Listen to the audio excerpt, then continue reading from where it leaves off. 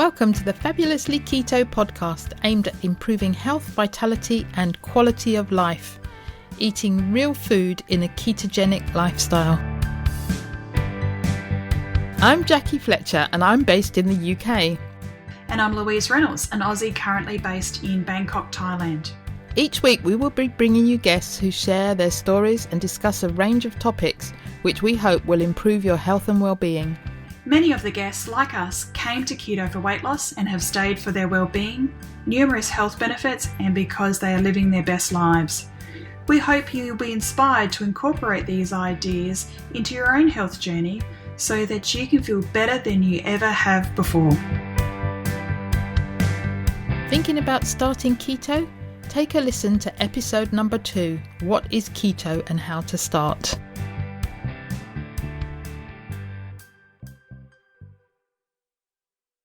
Welcome to the Fabulously Keto podcast. This is episode 62, and today we have the pleasure of interviewing Dr. CYWES, who is a bariatric surgeon. So that was very interesting that he's a bariatric surgeon, and we didn't get to talk about bariatric surgery at all. It was really interesting because obviously, as the listeners know, that I've actually had weight loss surgery, and I was very keen to get his perspective. And certainly the conversation, a wide-ranging conversation, but mostly it was the big picture around food policy, food politics, certainly, the food guidelines, and really it was certainly situated in a very public health way. And really, he's a very intelligent man, Jackie, who just read me like a book. I was feeling quite vulnerable and exposed. He did read you very quickly. He picked up on your authoritarian, is that the right word? Background. Well, yeah, and that was really, as the listeners were here, that he sort of is able to read. And I suppose that's a real skill for doctors, to be able to be perceptive and intuitive in terms of reading their patients and putting, into context, and just not treating the patient as a list of symptoms, that he understands the patients in terms of saying that they're either very permissive or they have this authoritarianness about it. And call me a control freak if you want. But anyway, so okay. I just like a little bit of order and structure, as I sort of showed Jackie my little colour-coded timetable diary. But, that's works for me and keeps my brain in order. Keeps all the balls in the air. But I think it's important for him as well, because he probably approaches those two types of people very differently. Yes. And I think that gets to their food behaviours and the way that they respond to his advice, and that's the way that they do that. Yeah. And he said his goal is to make those people like you less structured, and people like me probably that doesn't have very much structure, more structured. So hopefully to find a better balance. So, Jackie, that's why we're so yin and yang. That's why we work together so well. That I keep you on track. You do. I'm beating the drum, I know. You do. So, yeah. Anyway, Jackie, can you tell us a bit more about Rob? Robert CYWES M.D. Ph.D. is a clinically practicing doctor and surgeon in Florida and Idaho. His mission is about educating the public about a carbohydrate addiction approach to treating obesity, diabetes and metabolic syndrome. Understanding the importance of replacing carbs in your diet with real food, while simultaneously replacing carbs as a toxic, harmful response to emotional tension with a more effective, diverse, healthy set of emotional management tools for lifelong sustainability of mental and physical health, happiness and well-being, converting people from toxic sugar burners to healthy fat, in brackets keto burners, while addressing the cause of addiction to carbs from an emotional management perspective. sometimes using obesity surgery and devices as tools along the way and helping people who have had bariatric surgery stay healthy and not relapse. Let's hear from Rob. Welcome, Dr. Rob, to the Fabulously Keto podcast. It's fabulous to have you with us today. Great. Thank you very much for having me here. I'm very excited to do this. And we always start our first question is always, where in the world are you? I'm currently in South Florida in the United States. Early morning for me, but very early. Great to be here. Thank you. But you're not American, you're South African. Oh, I am right? American now, but my birth is from South Africa. I grew up there, I trained there, and then I moved to the US after I became a medical doctor. I am a medical doctor, and I did my surgical training and my Ph.D. in Canada and the US. Excellent. So start by telling us how you found low carb, because you were an overweight doctor when you first started, weren't you? Right. There were two perspectives. The one is as a physician. In fact, during my PhD, I worked with sugar. I worked with the liver. In fact, I worked with a person that discovered or wrote up the glycemic index, David Jenkins, who wrote up the glycemic index that is the foundation for the mismanagement of diabetes since 1981. And I say that specifically. And then also when I moved to the US, I gained a ton of weight. I gained well over 100 pounds, and I struggled with that and eventually found that the problem wasn't so much a calorie problem as it was a dysfunctional relationship with a drug called sugar. And I use those words very specifically. And when I treated sugar like a drug and myself as a drug addict, and I was able to use addiction methodology rather than caloric reduction or weight loss methodology, diet and exercise, it came off and it stayed off for 22 years. Had a couple of relapses in that time, but like everybody does when they're addicts. But for the most part, I've maintained my weight loss, but more importantly, my health. Yeah. So we always say people come for the weight loss and they stay for the health. Exactly right. Exactly right. So now you're helping people with obesity. And particularly carb addiction. So can you just touch a little bit on the carb addiction side? Yeah, so I think there are two aspects to carbohydrate addiction, is that there's a physiologic and a psychological component, and you can look at them separately or together, but it starts with the psychology. So this is not about, and this is such a critical point for me, is that it's really not about carbohydrates. It's not about alcohol. It's about a person's relationship with the substance. And we so often demonize carbohydrates as being terrible or bad. They only become terrible or bad if you overuse them for a purpose for which they were not designed to be used. And so it's about the relationship. And we've got to look at why people overdo alcohol, carbohydrates, nicotine, whatever it may be. And it's the absence or the deficit of certain elements to a person's life that leads them to overconsume something that is now ubiquitously available in all of our lives. And that deficit is an effective, diverse emotion management system. All human beings every day need to manage anxiety, stress, depression, anger, fear, frustration, sadness, boredom, and pleasure. I call that emotional tension. And we all have unique strategies to do that. There are instant gratification strategies where you get the sudden spike of a substance that activates the endorphin system that gives us an upfront reward of tranquility. And then there are what I call effort-based systems, where you have to put effort in up front for the reward on the back end. Going for a walk is equally relaxing, but not as a spike, more gradually over time. As you walk, the world dissolves around you, and there's a tranquility that happens. And there's no remorse or regret for going for a walk. But if you smoke a joint, smoke a cigarette, or eat a tub of ice cream, there's remorse and regret, palpable or non-palpable, on the back end of that. So we start to use substances that activate the endorphin system in a primary way, in a chronic excessive manner, to manage emotional tension. And whether that's cigarettes, nicotine, or sugar and starch, we start to create a relationship with that where we're surrounded with them. Smokers always got their cigarettes close at hand, and we're continuously, whenever we need a little bit of a mind cleansing moment, we're thinking of our drug of choice.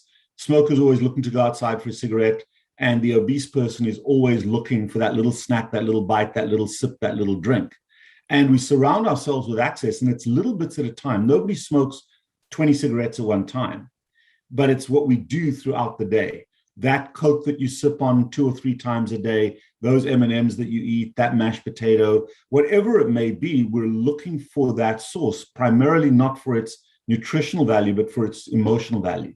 And when you're eating emotionally, you're eating beyond the physiologic capacity of your body to deal with that sugar. And that is all mediated through something called insulin, a hormone that controls and regulates, in part, energy balance. And when you disrupt insulin, it's called insulin resistance, and that leads to a number of harmful things. And the harm is based on the genetics. So some people become obese, some people become diabetic, some people develop hypertension or metabolic syndrome, some people get Hashimoto's disease. There are a variety of different areas in which insulin resistance and hyperglycemia affects the human body, in the GI tract, in the bloodstream, between the cells and in the cells. And each person tolerates sugar in certain areas better than others. And who you become, the diseases you develop, are based on the genetics of how you process excess sugar. But nobody is immune to excess sugar. So that's the principle. And we approach this from a psychologic perspective, not a caloric perspective, because the problem is not obesity or diabetes. The problem is why you have that chronic excessive relationship with sugar. We have to deal with the relationship. And that's what addiction management is. It isn't about the scale, it's about the relationship and developing a more robust, diverse, effort-based emotion management system to replace the use of an instant gratification system. Yeah. So for you, I mean, obviously this new knowledge, and the way that you've been able to put this succinctly has obviously been a 20+ year journey.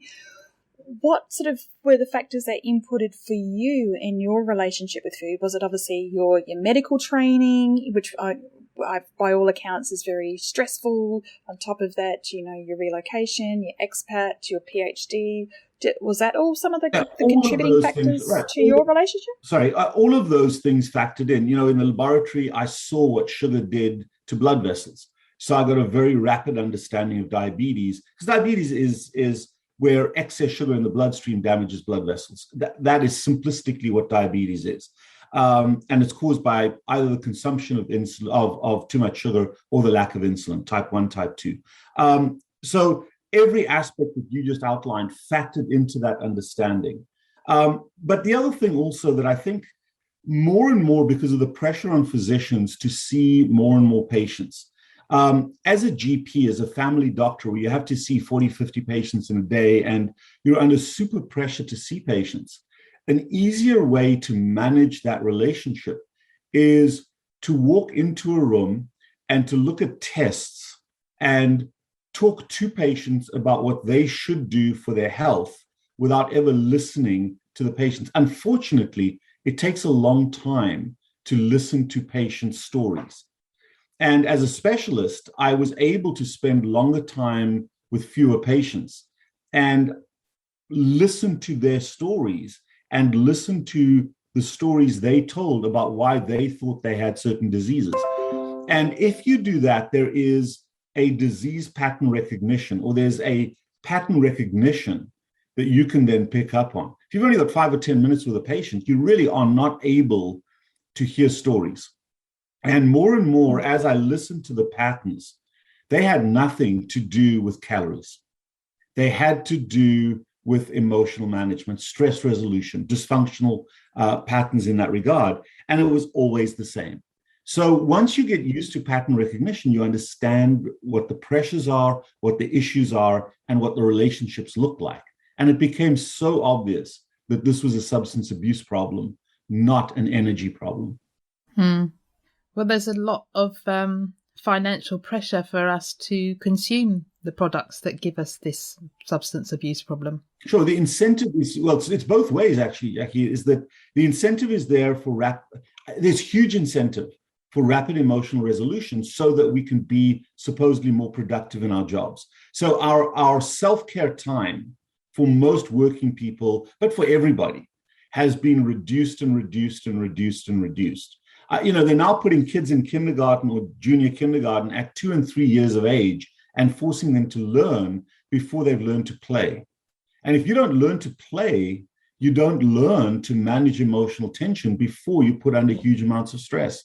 So it starts at a very, very early age with the pressure to succeed, the pressure to be busy, the pressure to be successful. And we no longer put ourselves under the pressure to love art, to love play. Sport has become a professional thing about performance, not about enjoyment. So the challenge is that we have diminished self-care and maximized productivity, almost like we're machines. And then it's much easier to look at an instant gratification system that gives us instant relief so we can work harder. It takes time to go for a walk. It takes time to read a book. It takes time to do those things. And so, yes, there's a pressure on emotion management systems, but then they also provide in ubiquitous availability. No matter where you live, most people live within 50 yards or 50 feet of a tsunami of food. And I'm going to remove that word. I know Louise used the word food as well. That's an error. It's actually drugs. Because living within reach of steak and broccoli is fine. That's food.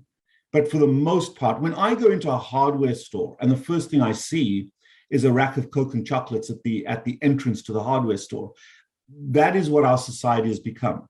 Here in the US, you go into Home Depot and there's racks of Coke or Pepsi or whatever it may be, depending on who's sponsoring them, at the front door. Why is that there? I'm here to buy a new sink for my bathroom.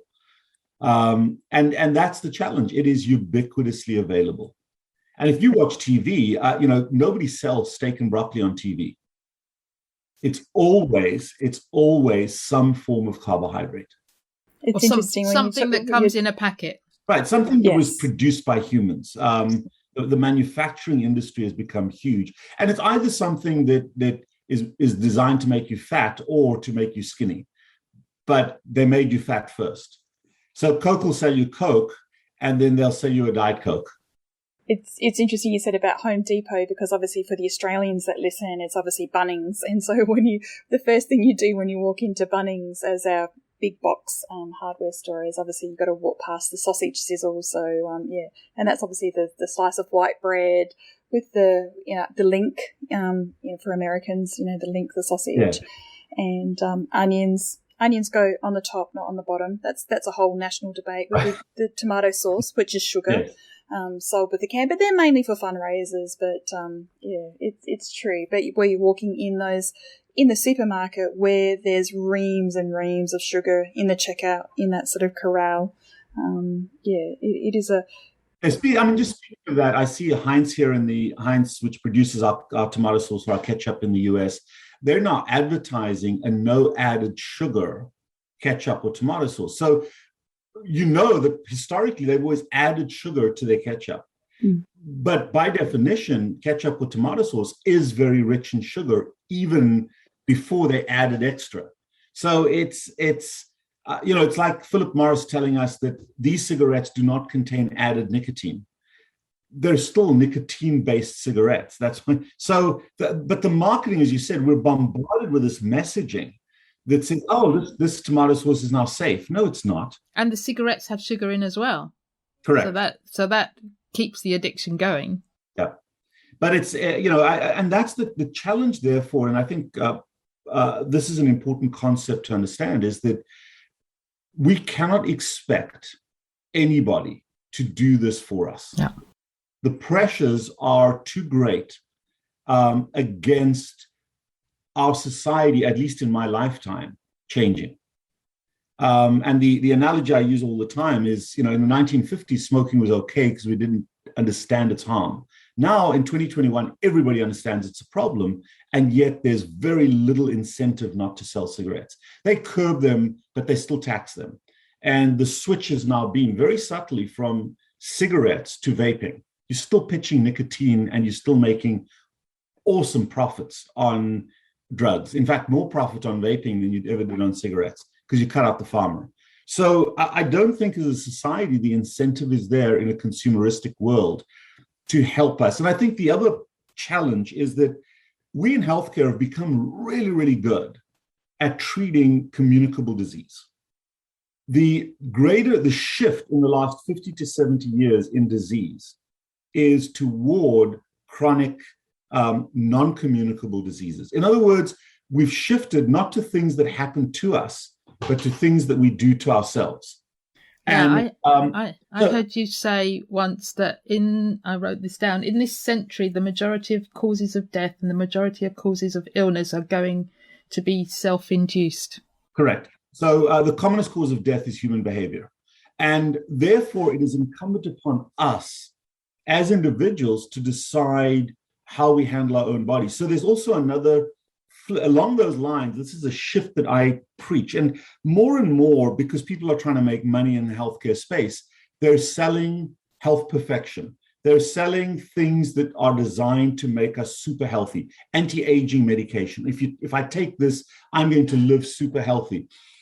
You know, whether you are biological or religious, God and nature has done a really, really good job with human genetics. So most of us are primed to live for a very, very long time when we are embryos. So let's assume that the average human being genetically is designed to live to 100. Then there's nothing that we can really do that's going to make us live beyond that time. But there are pretty much everything we do then subtracts from that 100. So if you smoke, you're subtracting from that 100. If you text while you're driving, you subtract from that 100. If you eat a bunch of carbohydrates and you develop diabetes, you're subtracting from that 100, whether that's through cancer, a heart attack, or stroke. So really, the incentive for us is not to live super long.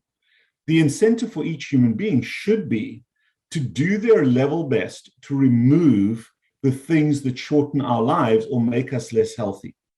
And so often we're taking a bunch of super powerful supplements to make us super healthy while we're still shooting ourselves in the foot every day with the smoke that we're breathing in, the carbohydrates that we're eating, the alcohol that we're consuming. And I think the incentive here is to pick and choose what you're going to die from. And we have that ability in the modern era.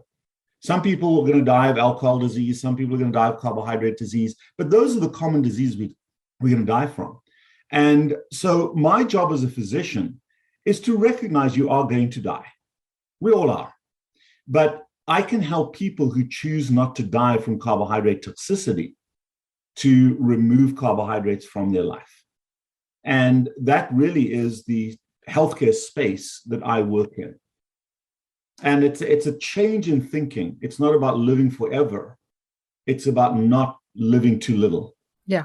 But also living well. You know, as you said, if you're going to be subtracting, you know, because of things that are obviously extraneous or external, beyond your control. I mean, there are some things that are beyond your control that are modifiable, you know, in terms of those determinants and that sort of thing. Right. So using the public health sort of thing. But there's things about living well. But that, as you said, is part of what you're doing. You're empowering, educating, working in that co-design with your patients, as you said, across the world. So not just in Florida, but it's really about making good choices. And one of which is obviously understanding, navigating, negotiating that relationship with food from a psychological and understanding the physiological impacts on that. Absolutely. And the two things that I believe all human beings are chasing are things that have no outcome metrics, and that's health and happiness. There is no outcome metric to health or happiness.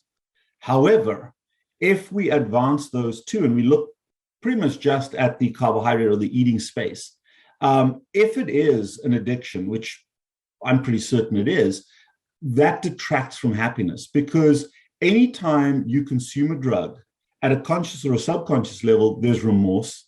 And anytime you have the ability to do something that gives you unconditional pleasure and you choose not to do it, there's regret. And remorse and regret are very toxic to self-esteem, self-confidence, and self-respect. And ultimately, happiness comes through those three words: sense of self.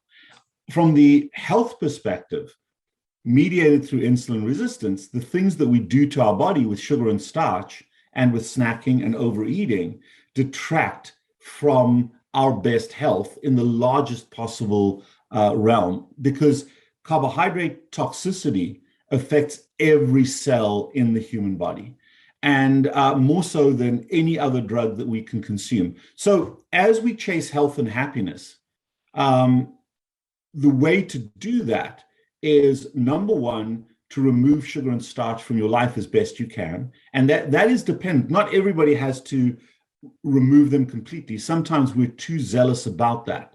There are plenty of athletes that have a very healthy relationship with sugar and starch. There are people in your part of the world, in the Far East, or where there are a number of peasant communities that subsist very healthily on carbohydrates. There's no harm done there on that, from that subsistence part.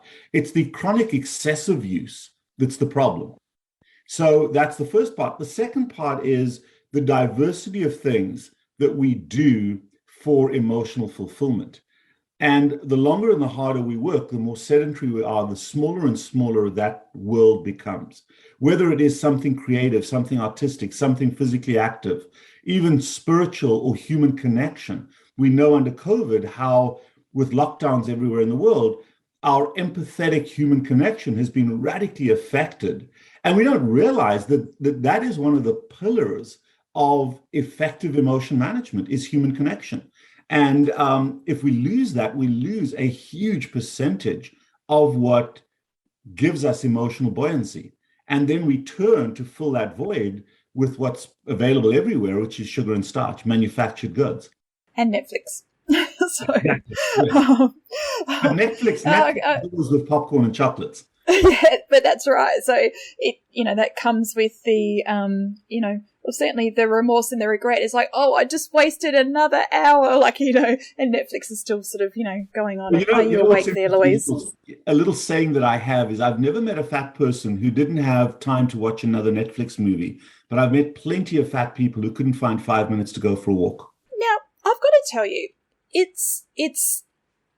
I think that I'm an intelligent person, and in lockdown, I thought, great, there's going to be all this time, and somehow magically, I'm still in my sweats from this morning, because I purposely, and that's what I've been trying to do, is purposely and intentfully, if I put my sweats on, so my yoga gear, I want to have 25 minutes to do wonderful app. Big shout out to Down Dog. Absolutely love Down Dog for the app.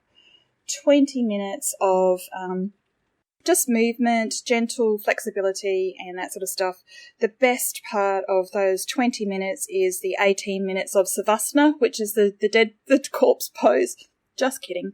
3 minutes. But do you think I can carve out 20 minutes or 25 or 30 minutes in my lockdown day? And it's I don't understand. And that's where I was circling back to your point, was about this cognitive dissonance. And it's, you were sort of saying about the fact that, I have these modifiable things where, like smoking, I know that it's bad for me, but I'm addicted. I know that chocolate or, carbohydrate is bad for me, but there is this addiction.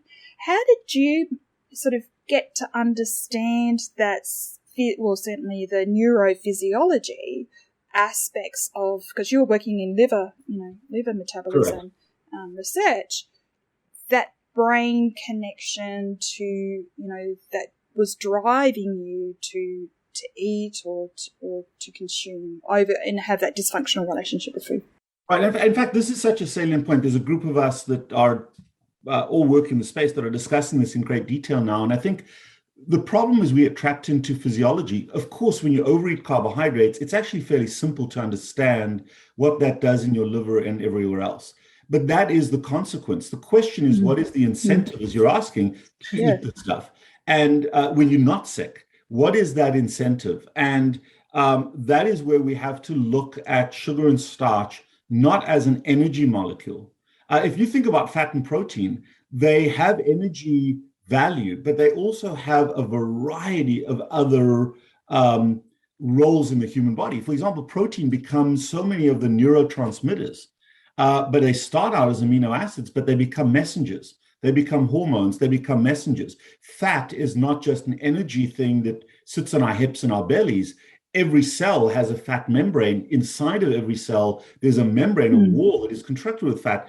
A lot of people don't even understand that. And sugar is exactly the same.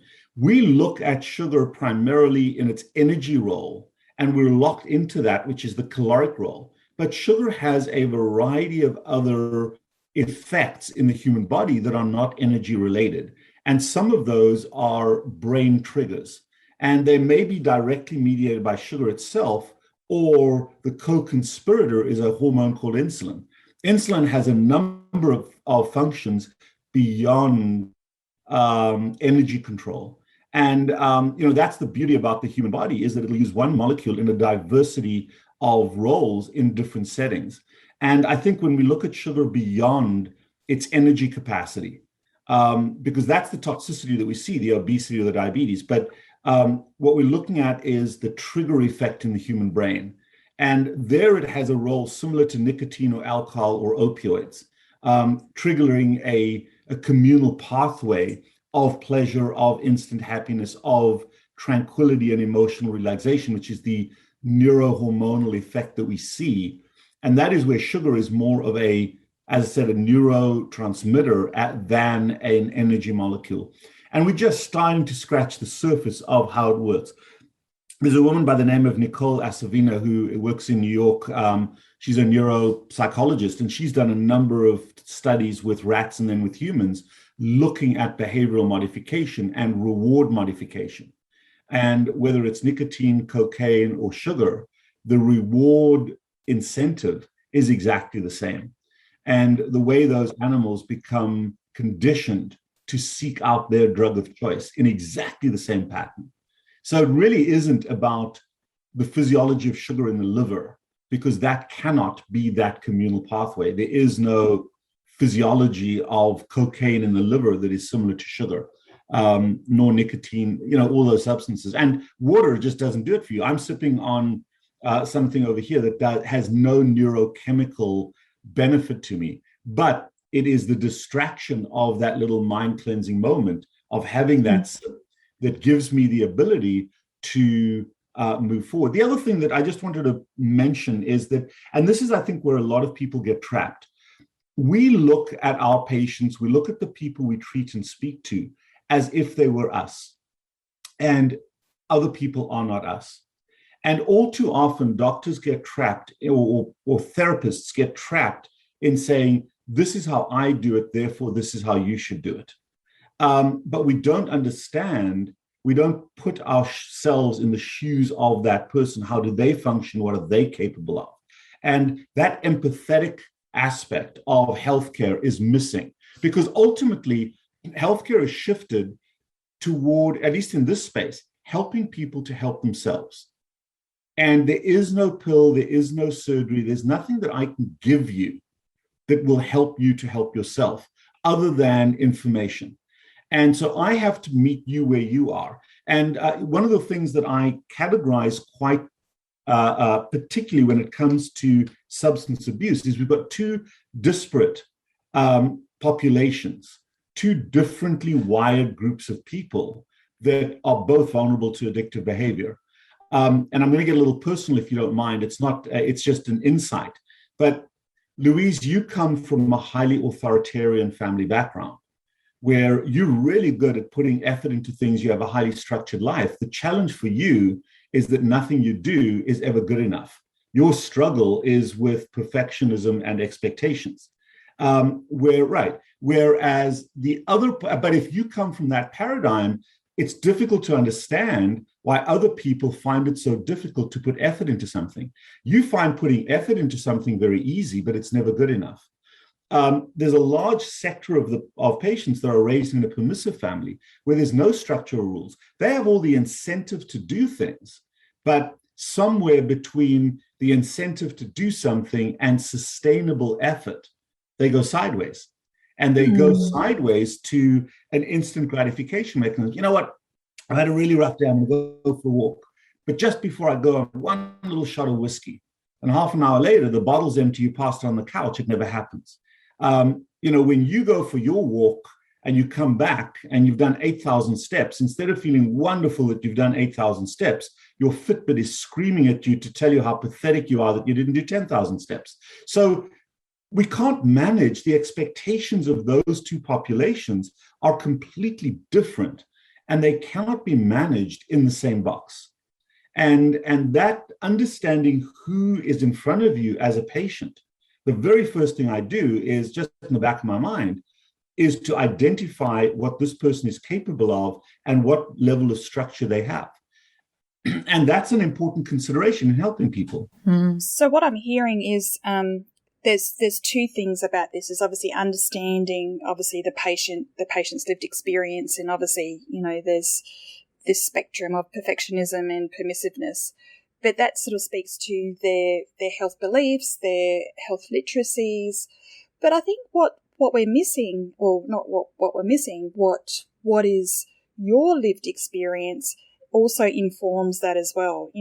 As a formerly obese, man, you understand that. So really, I think, you should be proud of the fact that you can walk in the shoes of your patients having had that lived experience. And that's obviously a rare insight. And that's similar to, we've interviewed a number of other health professionals that have had this lived experience of having had various, conditions, morbid obesity, and now in their enlightenment, that they're giving back. Is that something that you can share, or you do share with your patients as well, that lived experience? Absolutely, because one of the key things about addiction is your body may not be fat. You may not be drunk, but you're always an alcoholic. You're always a fat person. This is always fat. In other words, the vulnerability to addictive behavior, because of our life pattern, how we approach life, is always there. And but there are pragmatic aspects to my life that I've recognized and changed that I can share with my patients or use in an analogical fashion for them to understand concepts. But I really have to be able to meet someone where they are, not where I would have them. And from a health paradigm, as I said, we're all going to die. So this is not about you have to do something, you must do something. Louise, you live in a must world. You live in a have to world, and that's your liability, but also your asset. It really is. Addiction management is about empowering people to get to do it, to make choices. If you are deprived of something, there's no way you're going to sustain deprivation. If you feel deprived, I'm not allowed to eat this. Well, I'm going to deprive myself of this for 3 months to lose 50 pounds. But it's an unsustainable paradigm. But if you're empowered to not eat something, the vegan that is apologetic about eating steak is very shortly going to eat that steak. Oh, no, I'm not allowed to eat a steak. I'd love to, but I can't. I'm vegan. That's not the way they approach it. They're arrogant to the point of annoyance that's disgusting. How dare you kill Bambi? And that arrogance, that empowerment protects them from eating that meat. And the same is true with the ex-smoker or in my own life or the life of my patients. When you develop disdain for the thing that you used to love to eat and have to make excuses about, that's disgusting. How can anyone drink that Coke? You're far less likely to do so. And really what addiction management is about empowerment and enrichment of your life rather than deprivation. Deprivation is a dietary module, and that's why 98% of diets fail.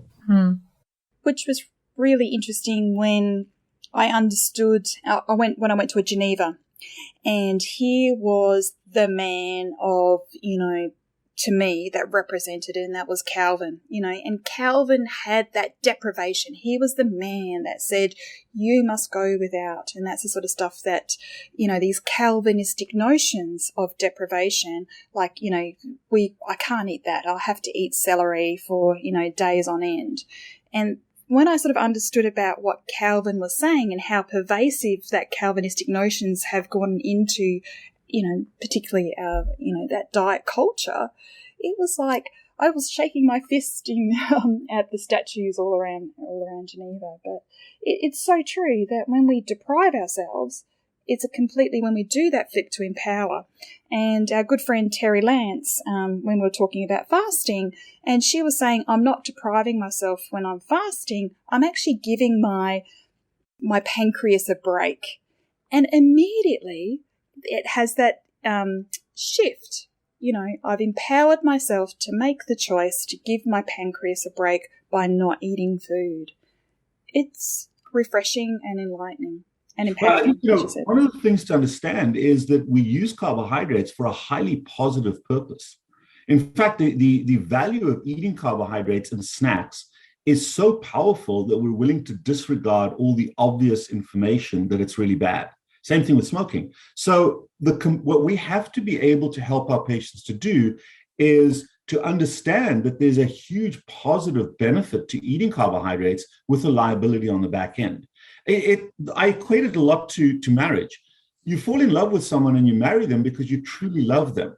But then for most marriages, yes, more than 50% of marriages, slowly over time, the liability outweighs the love and the benefit. You still love them. You still love that person at a core because that doesn't go away. But the liability factor grows up to a point where you now realize that this relationship is kind of at an end and I need to move away. And sometimes we're trapped in that relationship because of the fondness for the love, despite the obvious liability. But eventually we reach a point where we sit down and we say, okay, I need to go, we need to separate, we need to get divorced. But you don't divorce somebody because you don't love them. You divorce them because the liability is greater than that desire. And that's exactly the same process that we like to use for our patients, is that don't tell someone that they don't love carbohydrates. I still love them. I still have a fondness for them. But I also recognize that I have a greater fondness for myself and my current life and the little things that I'm now able to do that carbohydrates prevented me from doing. And slowly over time, that love does fade and it dissipates, but you can only break a habit and this is a core factor for addiction management over diet, you can only break a habit that you're not doing. And you can only create a habit if you do it regularly. And to be on a diet, even a carbohydrate restricted diet, where you give someone an amount that they can eat up to, or you give them an allowance, you're preserving the relationship that they've lost control over. That's like asking an alcoholic to only drink one light beer a day. It is ludicrous if you put it in terms of addiction. So the mantra is to progressively work toward carbohydrate abstinence. But there's a dichotomy there, because what happens to vegetables? All vegetables are, by definition, made of carbohydrate. But vegetables are free in our program of any kind, even carrots and peas. Oh, they contain so many carbohydrates. But I've never met a fat person who had a rough day and rushed to the fridge and pigged out on Brussels sprouts. The carbohydrate incentive is just not there. So we've got to manage this from the capability of what patients are able to do and what their triggers are. But I think understanding the dynamics of relationships is so important in addiction management. To tell someone to abandon something they absolutely love and they're not ready to do it yet is always going to lead to failure. But slowly over time, if they start to recover and develop a better life, then that incentive goes away. And that sometimes is what we need. You know, it's a little bit like the spouse who is in love with their partner, but there's a lot of liability, and they cheat, they have an affair, okay? And the affair shows them, it's not a good thing or a bad thing, it shows them that there is something else beyond this relationship. And the way that I kind of pitch that is, as you start to lose a bit of weight, it's almost like you have an affair with a clothing size that's a little bit smaller.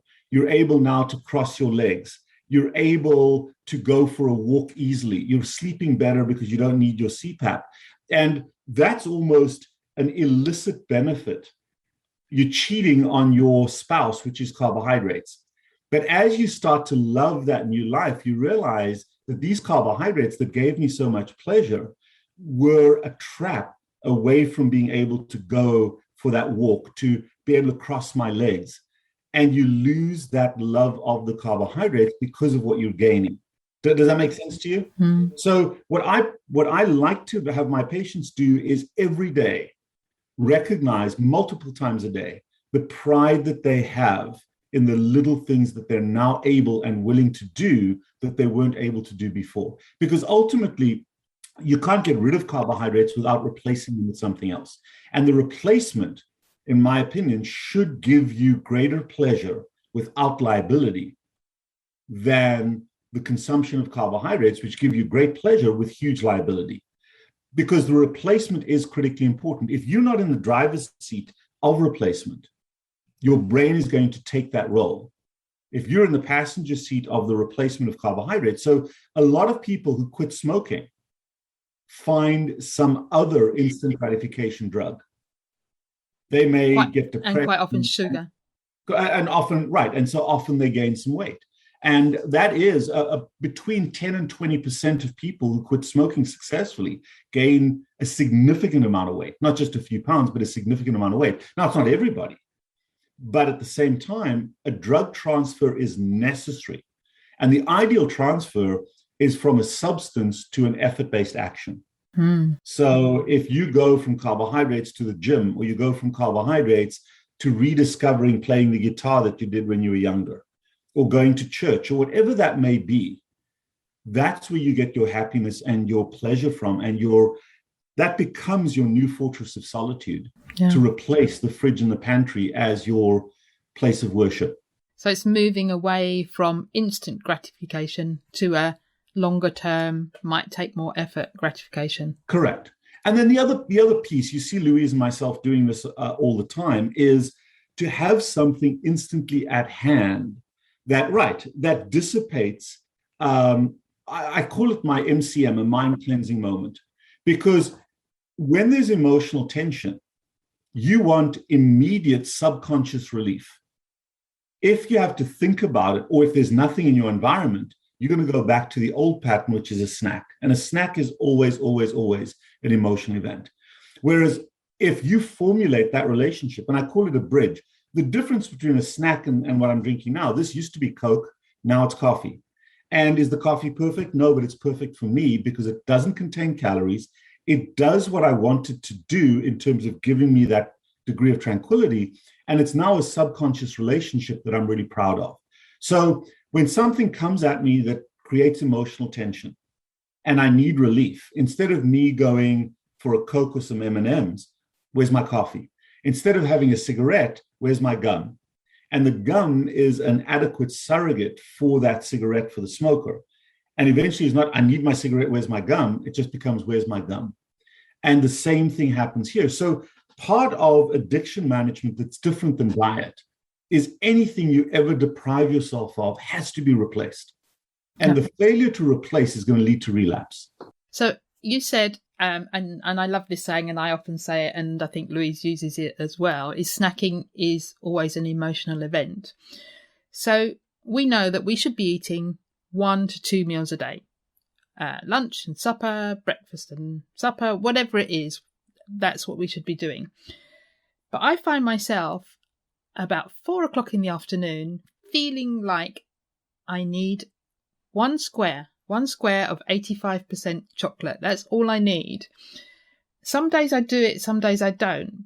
I was thinking about that today, and I was thinking, no, it's just a habit, but it isn't a habit. It's now become, it is a habit, definitely a habit. But I don't know what the emotional event is other than I have a cup of tea and a piece of chocolate. Why do I need the piece of chocolate? That's what I don't understand. Change in the pace of your day. Anytime the pace of your day changes, you require emotional resolution.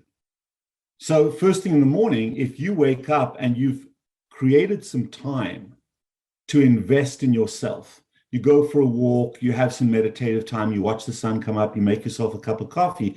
If there's a slow pace, I call it putting emotional money in the bank. So you do things for emotional fulfillment that makes you feel good at the start of the day. And part of that start of the day is looking at what the demands of the day are so that you can plan ahead and there's less chaos. If you wake up 10 minutes late because you hit the snooze button, now you're having to slice away bits of self-care. So instead of having that cup of coffee, you grab the Atkins bar and you run off out the door and you do your makeup while you're driving in the car. That creates emotional tension that starts your day off chaotically.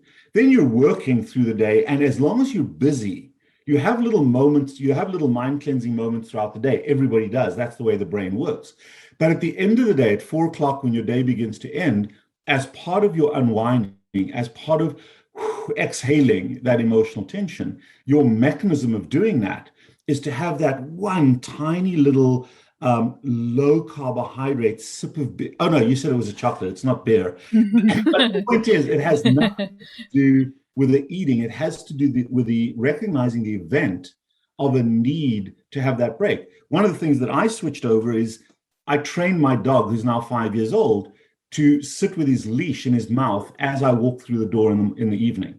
So the first thing I do before I walk into my house, and that's that transition from work to home, is take my dog for a walk. That has become my little slab of dark chocolate, or my little block of. So in other words, that piece of chocolate represents a need for emotional relaxation, not the need for something sugary or for something.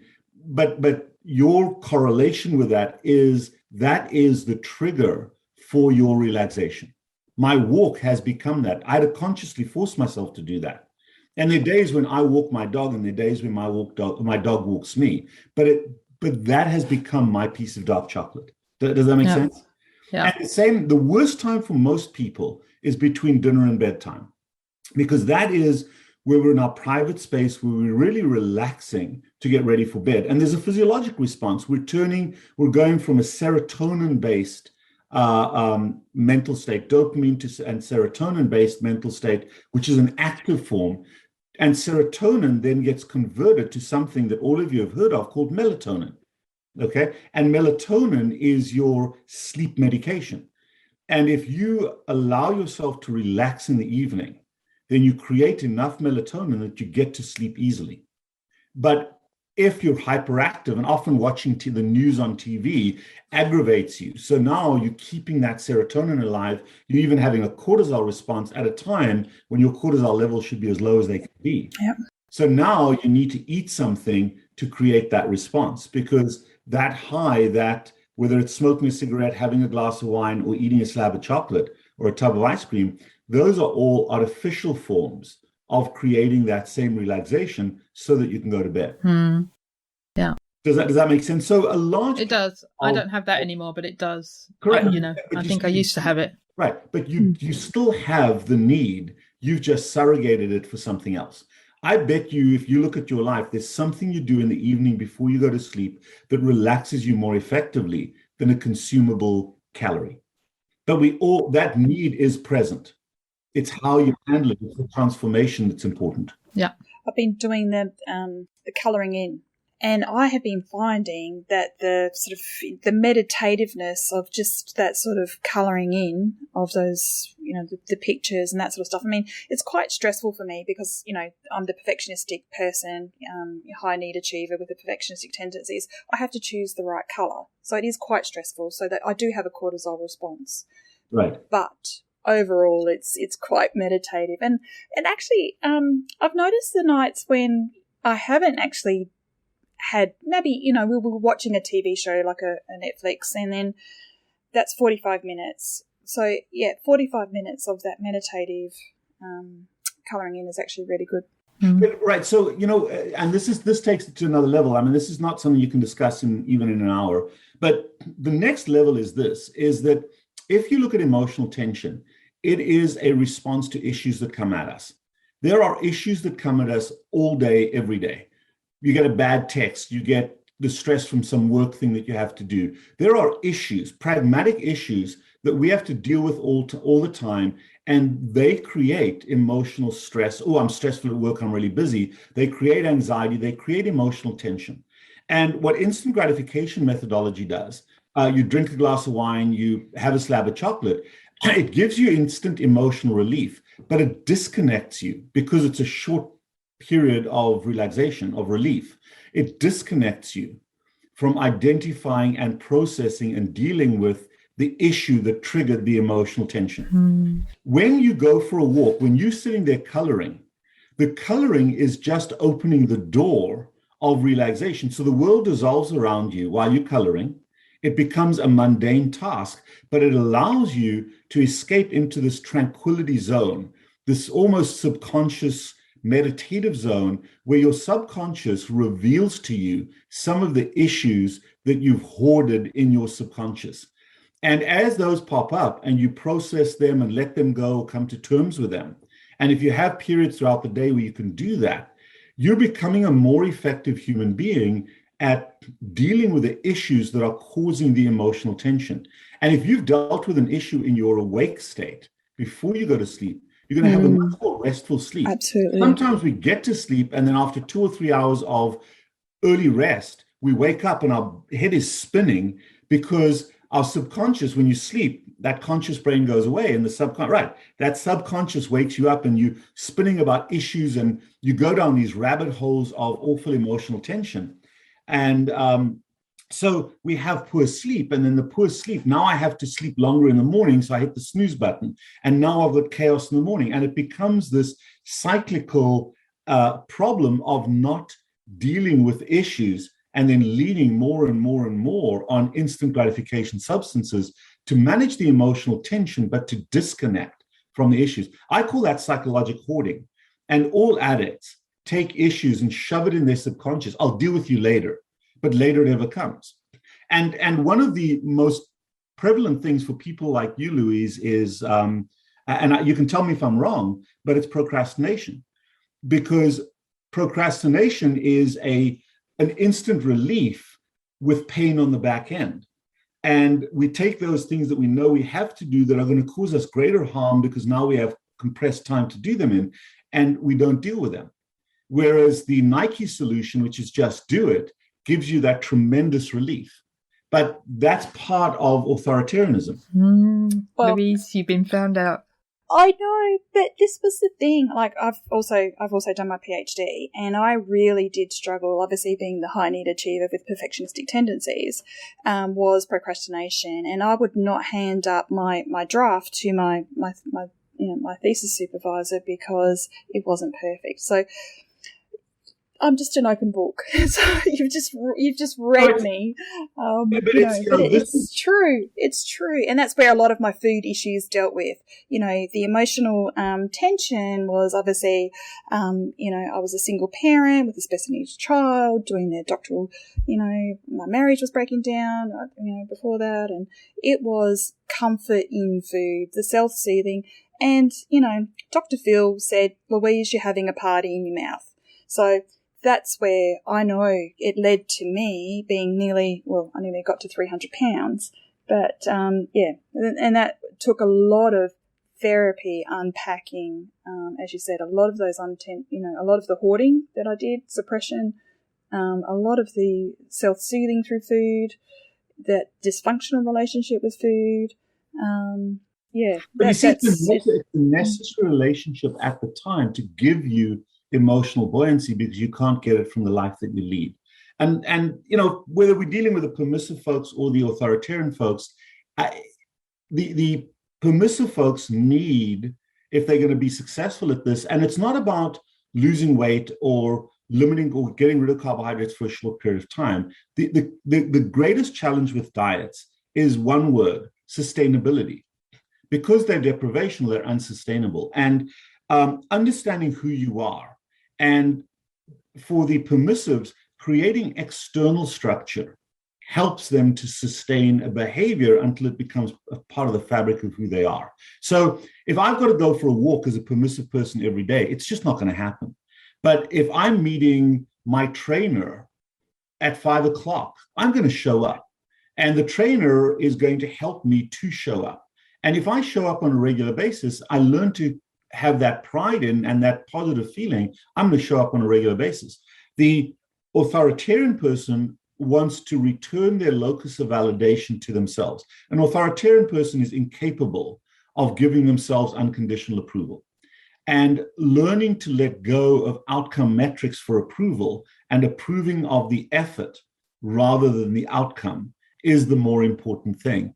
And, that's the challenge. So when we self-approve, we find emotional relief in what we do. When we are beholden to somebody else for their approval, it can never, ever be unconditional. So, those are the things we help. You notice we haven't talked about carbohydrates at all.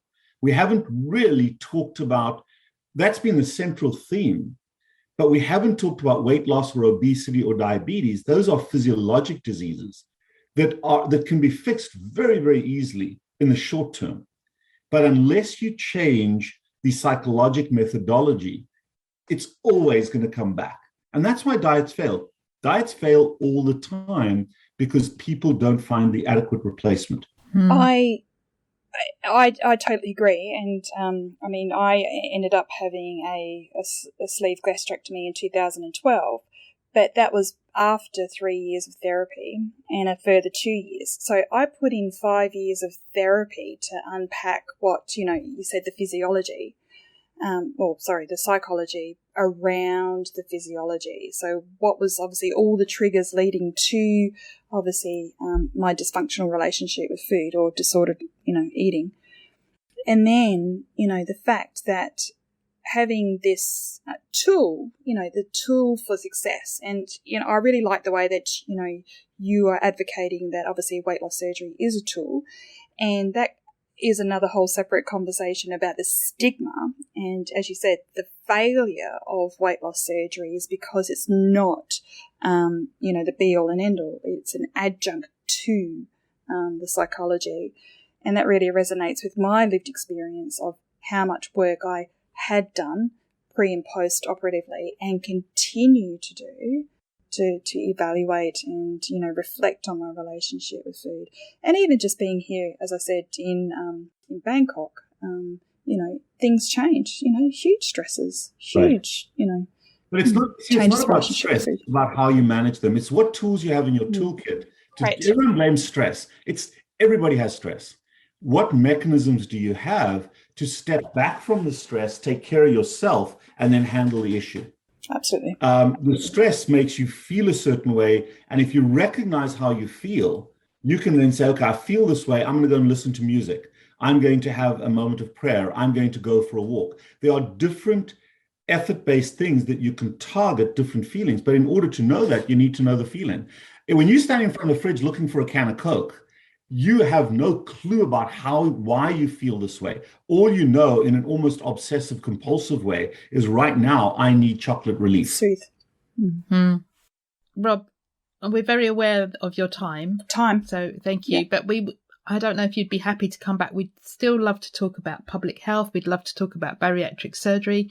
Would you be willing to come back and join us? I'd love to do that. This is an ongoing conversation, and this is an aspect that most people don't consider. There's tons of information on the physiology of carbohydrates and what it does to your body, diabetes, obesity. And of course, that's important to discuss. But these are the elements that most people don't even comprehend. And this is the wheelhouse that I think we're all in. And I think this speaks to people who have perhaps tried a ketogenic approach and struggled with it. And it's not because keto doesn't work, it's because the methodology is the problem. It's still a diet rather than what we've discussed today. So I'd be happy to do that. And advancing people's insight into themselves. Why do I do this? Not what am I doing?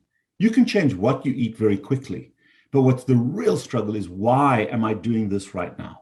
Yeah. And that's what we often don't connect with. Yeah. We often we do actually, Jackie CYWES, because she wants to live to 107. So she doesn't want to live to 100. You capped her at 100, but she's going to live to 107. I'm going for 107. Okay.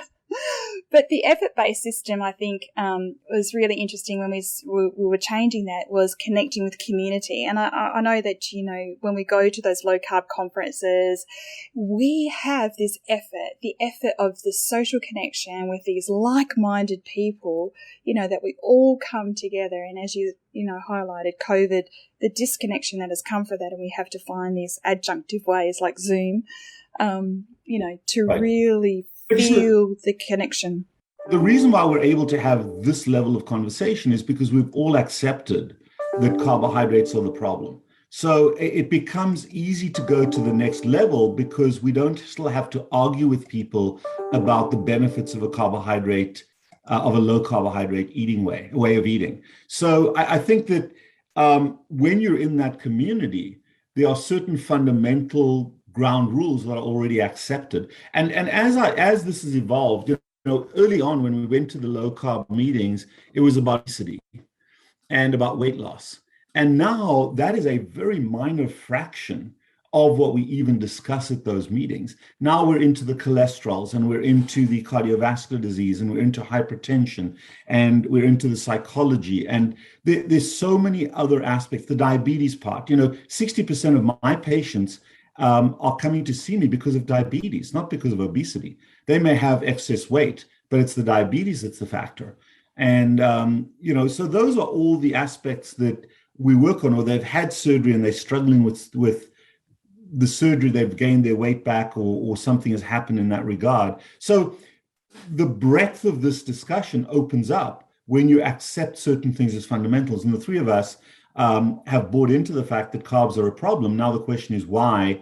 And why? These are higher levels in this approach. And that's what we can talk about at length. But I think the fundamental part is the solution is introspective. Yeah, you've got to do the work. You've got to put the effort in. Yeah, I think that's Dr. Rob's top tip. Well, let's hear his top tips. But before we do, could you just tell people where they can find you online? Yeah, I appreciate that. I have a YouTube channel that discusses all of this, and I've been very open about it. It's Carb Addiction Doc on YouTube. And on Instagram and Facebook, I post so a large part of addiction management for me is community and connection.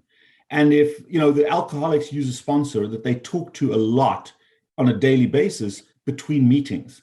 And my Instagram and my Facebook posts, I post every day. And it really is that little touch. It's almost like reading a verse of the Bible, where it gets you thinking, it gets you connected with what you're trying to do each day, because complacency happens over time if you're not engaged. So I've got a YouTube channel and a Facebook channel, Carb Addiction Doc as well. And if you follow me or if you subscribe to that, it's all free, but it keeps you in the game. My favorite saying is that whether you agree or disagree with me, if I've made you think about yourself, I've done my job. Definitely. And then if someone wants a consult by WhatsApp anywhere in the world, or by text, or calling in the US or Canada, it's 561-517-0642. And that's called our bat phone, and it collects all the messages, and then somebody responds to that each day. Excellent. And and website? Do you have a website? I do. It's called obesityunderstood.com. It's a dormant website. It's out there, but websites are part of the last century, in my opinion. I think it's more the instant social media. So I've got a lot of content on there, but it's not updated content. Certainly there's an entry point there, but I prefer the social media stuff. I think we've just gone on TikTok as well now, which is really upbeat for an old man. But that's where people can find me. It really is about getting the message out. I don't sell anything. I don't pitch anything. It's information. And my business is helping individual people as a physician, as a doctor. So my focus is on one-on-one medical practice help as a doctor. So that doctor-patient relationship is the core of what I do. Yeah, excellent. So I know you've given us loads of tips throughout the hour or hour and a bit. Could you distill that into your 3 top tips? I think the most important thing is to have ownership. Everything starts with contemplation and ownership. So before you change anything, look at your world through the lens of your dependency on sugar and starch and snacks as a form of emotion management. And once you see the size, the enormity of the elephant, that's what I call it, you can then decide whether you agree or disagree that you have an out of control relationship with a drug called sugar and starch, not food, but sugar and starch. And then the decision has to be, and this is what challenges people, we're all going to die. If you decide, yes, I have this dependency, but I don't care. I love that relationship and I don't care if it kills me. There's no incentive to change. But the second part is once you have ownership of that and a desire to change, then eat the elephant in small pieces. Because if you try to go keto tomorrow, you're going to choke on the elephant. This is a lifetime. And what you do in a week is irrelevant if you can't sustain it beyond the 6th week. So the way we work with our patients is to make small definitive changes and to be the tortoise, not the rabbit in this approach. And you're continuously moving forward and making little changes. There's always, always, always more work to be done. So don't think of this as a diet. Think of it as a change in habit patterns, where you're breaking certain habits and creating new ones. And if you approach it from that perspective, the weight loss and the resolution of diabetes happens vicariously rather than as a primary objective. Because if you bust your butt and the scale doesn't go down, you abandon the process. If you eat a tub of ice cream and the scale goes down, look, I can do this. So having outcome metrics as your measurement of success as a goal is a very, very poor way to sustain a behavior. Outcome metrics should be milestones along a journey rather than primary objectives. Yeah. And that's a difficult thing for obese people to understand. Definitely. So I think that's 2 tips. That's 3. I've got 3. I've got 3. I've got 3. I've got 3. That's fine. Excellent. And it's been an absolute pleasure, and thank you so much for your time. So insightful, so many takeaways, and we would love to have you back. You guys. And for me, what's important is spreading this worldwide, and because every community everywhere in the world is ravaged by carbohydrate excess, and having people understand this worldwide in their own communities from their own unique perspectives, that's important. So thank you very much for what you guys are doing. No. Thank you. Thank you for your advocacy and your empowering. Yeah. Thank you. Thank you for your time. Thanks. Hi, my name is Louise, and I enjoy snacking as an emotional event. Hi, my name's Jackie, and I definitely snack as an emotional event. No, I think mine is habit rather. See, this is the crux of it, isn't it? And we mentioned it in the podcast. Is it habit? Is it an emotional event? For me, maybe it is an emotional event. So my snacking would tend to come mid-afternoon with a cup of tea, if I have anything. And, maybe it's that. Going back to Dave Wolf's triangle, maybe it's that romance section of, with my mum, feeling, I don't know, safe, maybe, I don't know, just typical habit afternoon. I don't do it every day, but when I do, my snacking tends to be at 4:00 in the afternoon.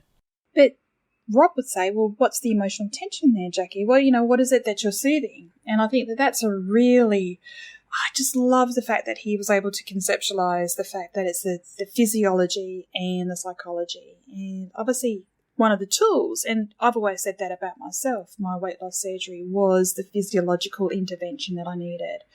But as listeners will know, I put 3 years of psychology in pre-surgery, and I followed it up with the 2 years after that, in terms of therapy.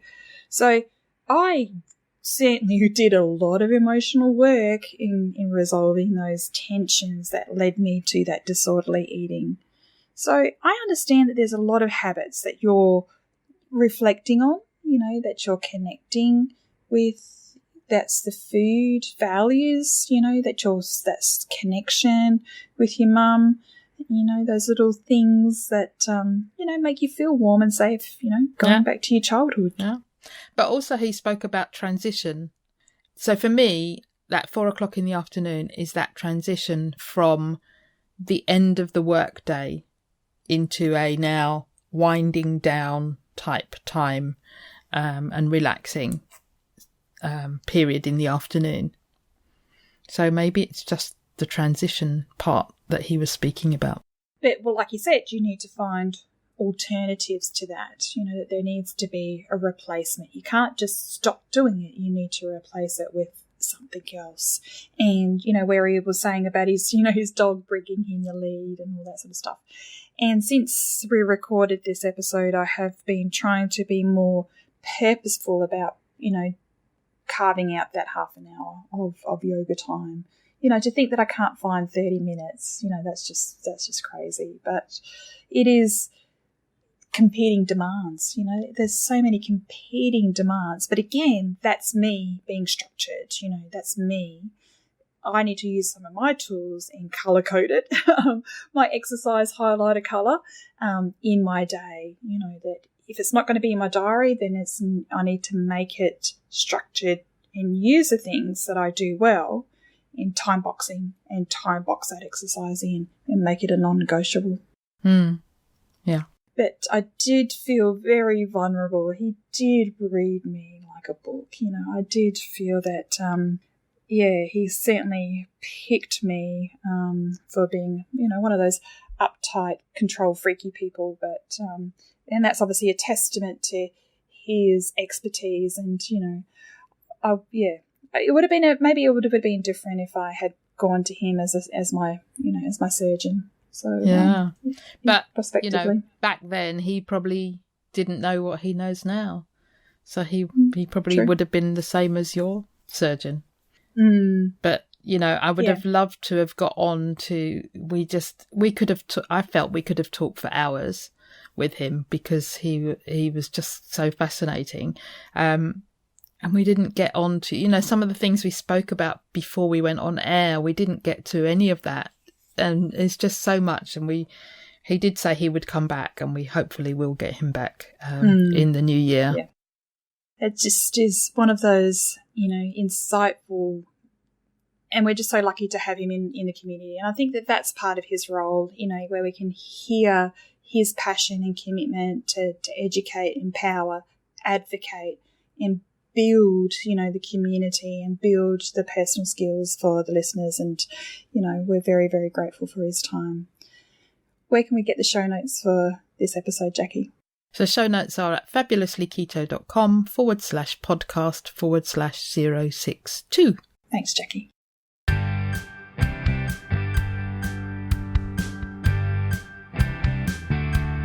It would be great if you could support us through Patreon. Go to patreon.com/fabulouslyketo and you can choose the monthly amount you wish. Can you recommend a guest we can interview?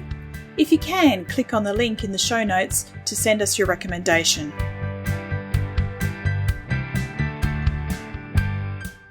Would you like to join our Facebook group? Search for Fabulously Keto on Facebook. Our Facebook page is called Fabulously Keto and you can follow us there. Or you can follow us on Twitter. Our handle is Fabulously Keto. Or follow us on Instagram, Fabulously Keto 1. Did you enjoy the show?